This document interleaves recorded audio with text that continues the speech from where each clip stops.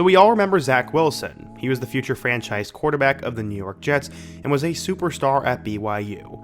But you guys probably don't know he has a little brother named Isaac who's currently the starting quarterback at Utah. This made me think to myself, who will be the better of the Wilson brothers? We're going to compare their recruitments, compare their college careers and starts, and then obviously I'll come up with my opinion on who will be better in the long run. But before we get started, if you're a big fan of college football, be sure to subscribe to the channel, leave a like if you want to support today's video, and let me know what player, team, topic, or situation I can cover next.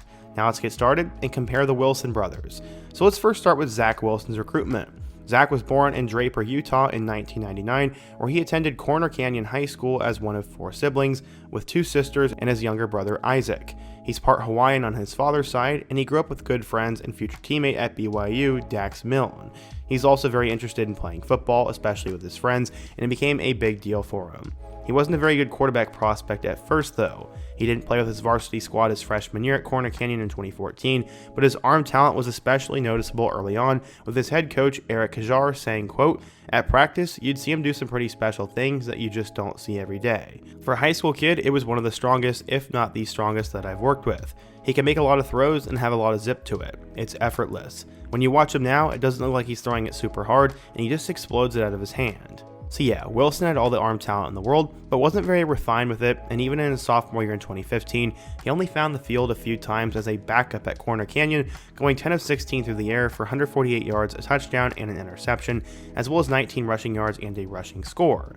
It was his junior year in 2016 where he really found the field as a starter. The Chargers would go 6-5 overall, placing 6th in the Utah 4A Region 7.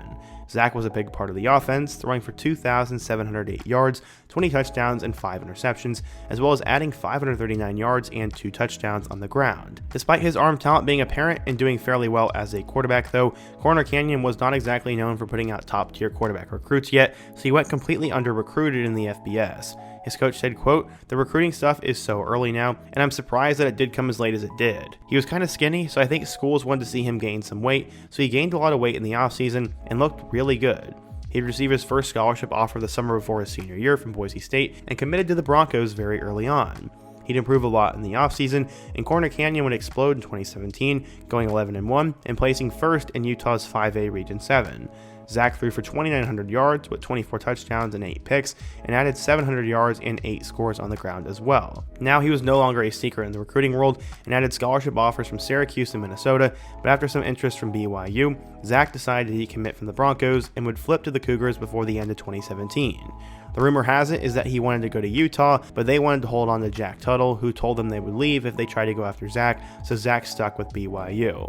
He was still a bit smaller recruit though, as he finished his high school career ranked as a 3-star in the class of 2018, the 11th best recruit in the state of Utah, and the 25th best pro-style quarterback in the entire class, behind guys like Brock Purdy, Will Levis, and Spencer Petras. Okay, so how about Isaac? Compare that to his brother. They come from the same family but are 4 or 5 years younger, as Isaac watched his younger brother play high school ball and decided that he would do the same, even deciding on playing quarterback. But being Zach's little brother almost instantly became a source of annoyance for Isaac since everyone started comparing him to Zach. He said, quote, "I've always been in the shadow and I don't want to be a part of that. I want to come make my own name, but it's a good thing being his brother as he's going through everything I'll be going through." Even his teammates in high school know about it, with the team's kicker saying, quote, "Everyone knows him as Zach Wilson's little brother. They're always comparing him, and you see it online too." They say things like, how does he compare to Zach when he was his age? And when people talk about Isaac, they talk about Zach. Honestly, I guess that's what I'm doing now, but that's the whole point of this video. It's clear that Isaac's been paying attention to Zach during his career because he's been making the right decisions about playing football. His reputation is almost completely different right from the start. According to his coach, he was also blessed with Zach's arm talent, and given his older brother's name recognition, that came with almost immediate interest from colleges. While Isaac didn't play his first few years at Corner Canyon, he was sitting behind Jackson Dart and Devin Brown. He still ended up getting offers from big-time college programs just because of his last name. BYU was the first to offer in 2021, followed by Oregon the summer before his sophomore year. Later on, Miami, Oregon State, San Diego State, and Arizona also all added offers before he even saw the field. He stepped into the starting job in 2022 and immediately completed 61% of his passes for 3,772 yards, 40 touchdowns, and 17 interceptions. He also ran for 694 yards and 5 scores. At this point, he was already considered one of the best quarterback recruits in the state of Utah, and it wasn't just because he was Zach's little brother.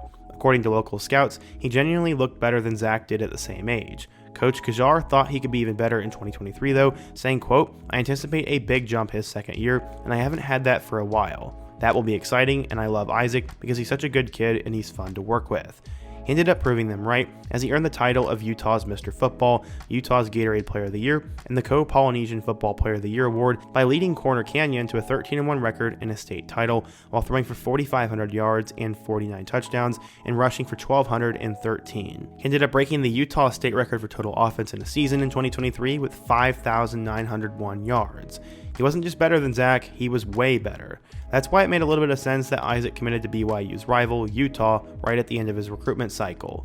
He wanted to be as different from his brother as possible. He finished his high school career as a better recruit than Zach was, finishing as a 4-star, the number 21 overall quarterback, and the third best recruit in the state of Utah, and obviously he was a part of the class of 2024. Okay, so now for the comparison game, how did Zach do at BYU and in the NFL?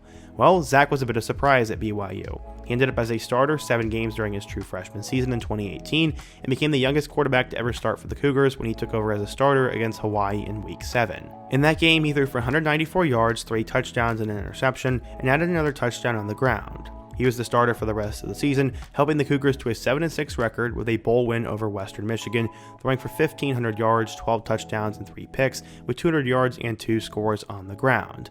The next season in 2019, Zach was the starter for 9 games, but was sometimes taken over for backups Baylor Romney and Jaron Hall in Week 6 before the game against USF. The week before against Toledo, he had thrown for 315 yards and 2 touchdowns with a pick, but BYU actually lost to the Rockets 28-21, which was mostly because of a costly interception that Zach threw right at the end. Ultimately, his best moment from that year was when he would lead them to a win on the road against Tennessee, but he would earn his starting role back in Week 10 before a game against Idaho State. BYU would go 7-6 again that year, losing the Hawaii Bowl to Hawaii, and a lot of that was because of Zach. He finished the year with 2,300 yards, 11 touchdowns, and 9 picks, as well as 167 rushing yards and 3 rushing touchdowns. But he didn't look anywhere near as good as he did during his freshman season. 2020 was a crazy year in a lot of ways for a lot of different reasons, but it was also the year that Zach Wilson went mainstream with how absolutely crazy he was playing. BYU went 11-1 with their only loss coming to Coastal Carolina, coming in that weird last-second Mormons versus Mullets game. He was the starter for all 12 games, including the bowl matchup at the end of the season, throwing for 3,700 yards with 33 touchdowns and 3 picks, while also rushing for 255 yards and 10 scores. BYU had a lot of great quarterbacks come through their program, but with this season, Zach actually shattered the school's completion percentage record by completing 74% of his passes.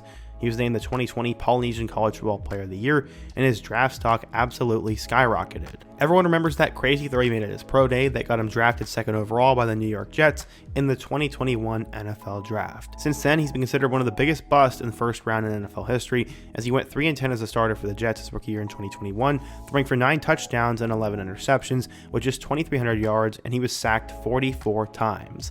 He followed it up in 2022 with a 5-4 record in 9 starts, but still had more picks than touchdowns, throwing for 1,600 yards, 6 touchdowns, and 7 picks. The Jets tried to replace him with Aaron Rodgers in 2023, but when Aaron got hurt, Zach was again sent out to be the starter in 11 games, and he was still awful, throwing for 2,700 yards, 8 touchdowns, and 7 picks. Okay, so let's compare that to Isaac through just about 2 games so far. He started the season as the backup to Cam Rising, who was back for another year, but after his games against Utah State and Oklahoma State this last week, he honestly might be the starter for the Utes the rest of the season.